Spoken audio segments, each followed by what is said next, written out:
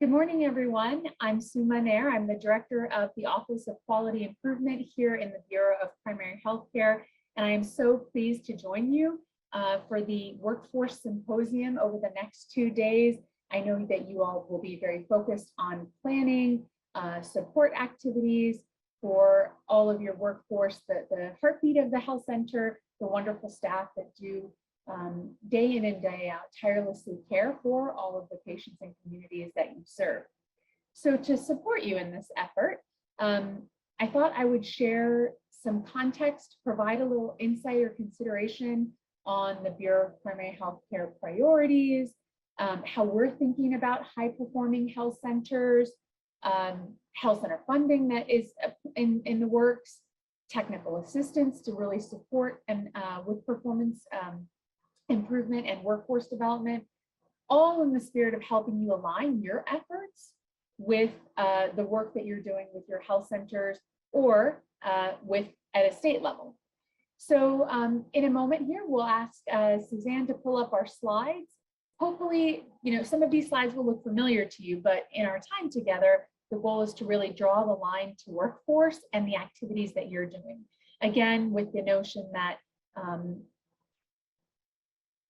the work that you are doing will be grounded in the larger context of federal priorities, both from the Bureau of Primary Healthcare, and I know that you will hear from my colleague from the Bureau of Health Workforce next up.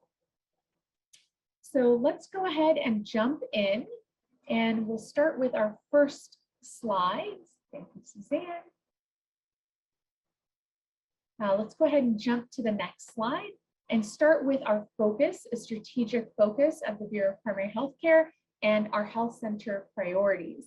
So for the next few years, these are the main areas that we're going to focus our energy with you all and on behalf of you all to increase access to the health center model of care, improve health outcomes, reduce health disparities, and advance health equity for the populations that we serve.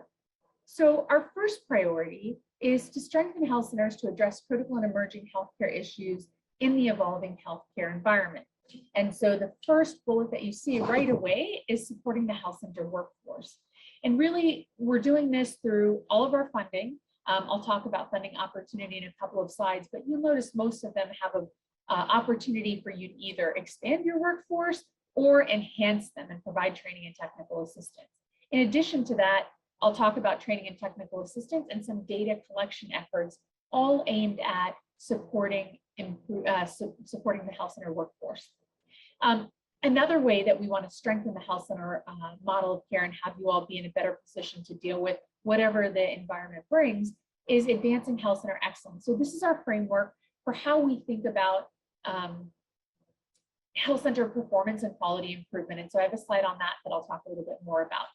Also wanting to build health center capacity to strengthen your COVID response and future preparedness. What do we learn from our experience in COVID over the last couple of years, and how do we bring that forward to support our workforce, all of our staff, in addition to our patients and communities. And then of course, improve health center and partner engagement. Really, this is our arena where we want to partner with you better and differently to support the work that you're doing every day. Our second priority is really about activating and accelerating evidence-based innovation or new and high-value models of care. So here we're talking about an effort that we announced last week around patient-level data reporting. Again, better, more granular data, easy-to-use reports, which we think not only will help the care teams, but will really facilitate the other data reporting that you have, as well as foster some support in terms of value-based care delivery. So the second one is around engaging in value-based care delivery.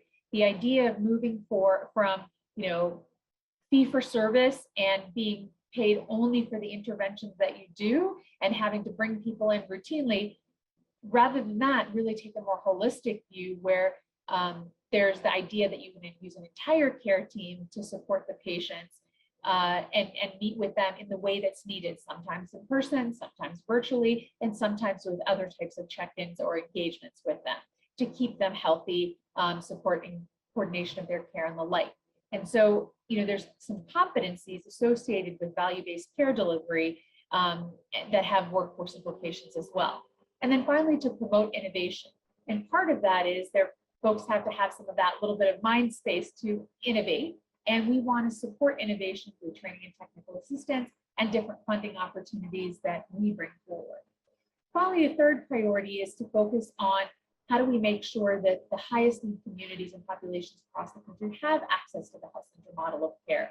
And so we really want to support health centers with having the full range of high quality, integrated, comprehensive care. And we all appreciate that you don't have comprehensive integrated care without a really robust, diverse, interprofessional workforce. And so that's a key component we're focusing on there. And then, of course, building new partnerships and reaching high-need communities also require workforce as well. So those are some of the key strategic priorities from the Bureau of Primary Health Care. And as you can see, most of them have an intersection directly with workforce. As a note of record, I don't have a separate slide on this, but I will say that these strategic priorities are well aligned with the HHS Health Workforce Strategic Plan. There's 4 goal areas associated with that. And the 2 that we most closely align with are the first goal around expanding the workforce. As you know, with our various funding opportunities, we allow for that, as well as efforts that we have in collaboration with our colleagues at the Bureau of Health Workforce, where we have training and other workforce programs. And then the 4th goal of the strategic plan, which really focuses on improving quality through promoting professional development, collaboration, and evidence-based practices. So our quality improvement and technical assistance and staff development work in that arena really support that 4th goal of the HHS Strategic Workforce Plan. So now shifting from our priorities, let's move to the notion of advancing health center excellence. This is really a framework that we've developed over time as a reflection for when we looked at health centers that were really successful. And we looked at what are the key domains that they are tracking, managing, working on that all come together, the key attributes of success. And so we were able to distill it down to this framework. And you see the 7 domains here, and clearly one is focused on workforce. And it was really this putting together the framework was to develop a common understanding of what are the domains that contribute to success. And so what are within those domains, the key attributes of each of those domains and related measures, standards, and benchmarks, so that when we talk about improving health center quality or performance or success, you know the kinds of domains across which that really should be considered. And so here you see strategic workforce, and you see the very things that you all are going to be working on over the next couple of days here. Strategic workforce management, recruitment, development, engagement, and retention.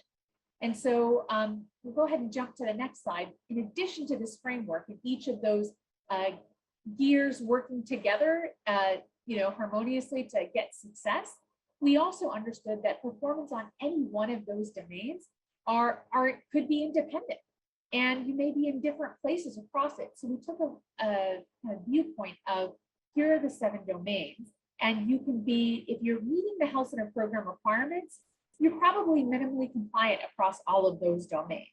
But health centers are in different places, and even across each domain, you can be in a different place. You can be at fundamental capacity, or you could truly be leading because you're an exemplar in that particular arena. And so what we've done is create this framework, and we're now continuing to build it out with health center feedback and really focusing on what are the key metrics or standards within each of these arenas, and how could health centers use this tool as a self-assessment to say, if these are the most important domains, and here are the things that matter, the kinds of metrics or things you should, processes, systems, things that you should have in place, where am I and where do I want to focus my improvement, performance or quality improvement activities? And so it's really meant to support you all in that way. It also is a nice opportunity for us to align our training and technical assistance and our funding. So if we believe these are the domains and this is the way in which we can advance health center excellence, we like to then think about, okay, how is the funding that we're putting out structured in a way that it gets the end outcome, but also advances these various objectives? And you'll start to see us make mention of these in our funding opportunities moving forward. So when we ask you to expand a service, we're going to also ask you to think about, as you expand that service, what are the workforce implications or the health equity implications, et cetera. We've also invested in training and technical assistance, as you all know. And one of the things that we've asked our training and technical assistance partners are health center control networks, primary care associations, and national training and technical assistance partners like ACU, is to think about how they would use their training and technical assistance to advance health center performance and movement from one level to another level within these domains that are most relevant to the work that they're doing. So you will see that in the training and technical assistance as well. So let's go ahead and jump to the next slide and talk about some of the funding that is available in fiscal year 2022 that also has an intersection with workforce. Of course, not on here, but critically important is the BASE grant award. And that is the largest pot of funding, if you will, that goes to health centers to support your work in the communities. And I think we all appreciate the largest proportion, if you've had a pie chart of the resources that come out through the BASE grants, do go to support health center workforce, right? Pay the salaries, et cetera. So most of our funding opportunities, for example, optimizing virtual care, ending the HIV epidemic, school-based service sites, all have a clear, focus on expanding workforce to be able to expand this service. Other technical assistance efforts really focus on enhance the capacity of that workforce. For example, like the health center control networks, right? Training and technical assistance, cooperative agreement, they have a clear focus on reducing provider burden, really optimizing the use of health information technology to make it easier for the entire care team to work together to do what's right for the patients and families, to get the data and reports out that really support providers and care teams with value-based care delivery. The last funding opportunity that was announced last week is our UDS Plus. We are moving to get more granular patient level data so we can get a better and better understanding of the patients that we serve and their complexity and acuity. And again, those resources are going in to support the development of those reports and data set to minimize the burden on health center workforce. But of course, that requires some kind of health information technology, IT staff support. So when you think about workforce, I know that you all are taking a very holistic view around that. Let's go ahead and jump then now from funding to training and technical assistance, because we do direct funding to you all, as you know, but then we also want to support your work through training and technical assistance. So let's start with what we know from the UDS. Over the last 10 years, we've seen over a 94% growth in health center FTEs. This is our most valuable strategic investment and asset, as I mentioned, the heart of the health center program. And so we know that we not only want to hire them and recruit them and retain them, but we want to constantly have a focus on supporting them. So we've aligned not only our dollars that go to support them, but through training and technical assistance. And you see the key areas that we focus on in terms of workforce: leadership development, retention, recruitment, staff professional development, workforce well-being, and then health profession education and training. In 2022 in the UDS, we really started to get a sense that, actually hearing from all of you, that what's really important for you in terms of recruitment and retention is developing your own career pathways and working with your own staff that you have and recruiting them and helping support them, whether it's through the different programs from MA to nursing to advanced practitioner programs, hosting as a service site, as a host site for students who are in training. And then once they have that experience, they become enamored with the health center workforce, the health center model of care, and the way you engage patients, and they come back and work. So we wanted to start to get a sense of that in the UDS. We collected it, and really over 70% of health centers reported engaging in health professions, training and education in some way, shape, or form, whether it was a host site, having a full formal GME program, et cetera. And so we knew, okay, that was really indicative of the interest and what's out there and what the potential was. So then we had an opportunity to work with one of our national training and technical assistance partners. They developed a tool, the Readiness to Train and TA tool. So where we could look at in a little bit more granularity, where a health center is in terms of readiness around engaging in health professions education. How can they get external support and what are they doing within the health center? And so we were really pleased to have a high response rate and number of health centers completing that information. And as you see in the chart here, most health centers are interested, they're engaging, and it's a high priority for them. So that data that we got at the health center level is also going to be used then to inform the health center strategic workforce plan and thinking. It's going to help then support a strategic state level plan and then inform national efforts to really support health centers with building the career pathways and different ways to support the staff from a development perspective. So let's jump to the next slide. So this is what we were doing pre-pandemic. And then of course we had COVID hit. And I don't have to tell you the impact of COVID on the health center staff and communities. Many health center staff tested positive. Many were unable to work. We had many of our sites shut down. We had some service lines had to be stopped essentially because of mitigation efforts. Let's go ahead and jump to the next slide. And what we saw was, despite all of that, the decrease in patients coming in, the having to close efforts, really an amazing sense of coming together and staff working to really address the COVID response.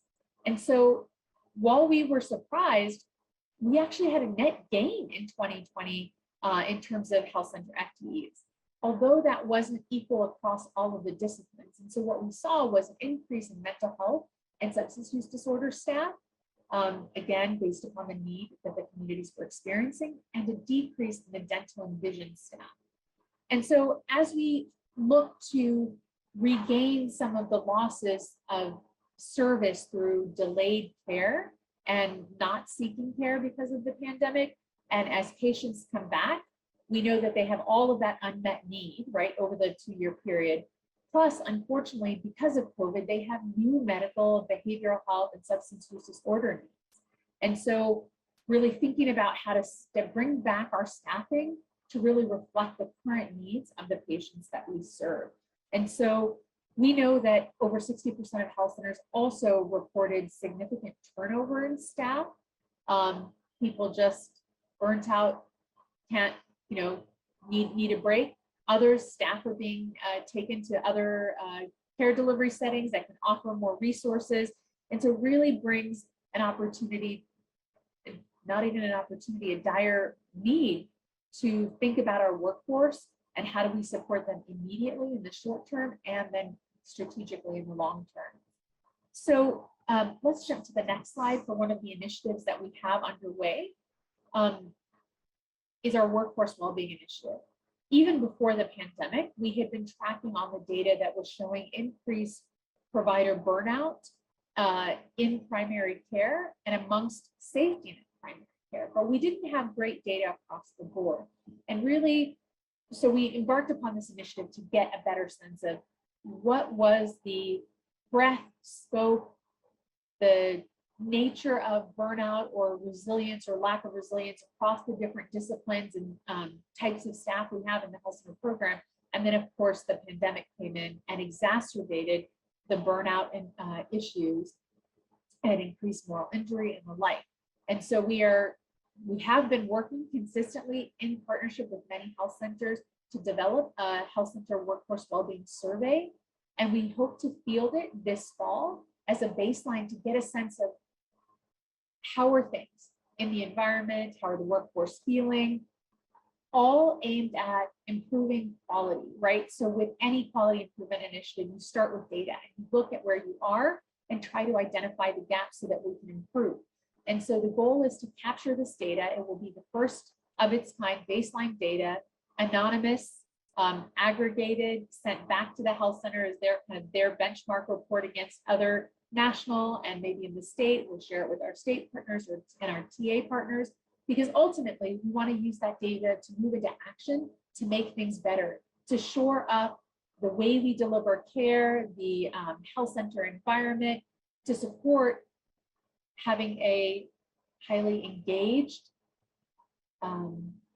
resilient, supported, satisfied workforce, because we know that that's critical to not only recruitment and retention, but frankly, quality of care and patient safety. And so from all of those lenses, we feel that this is critically important. So look that this fall we'll be issuing this survey, and then early in the spring next year, we hope to have the results that we can share, and then we can start to put our heads together around what are the quality improvement interventions and things that we can do to support our workforce.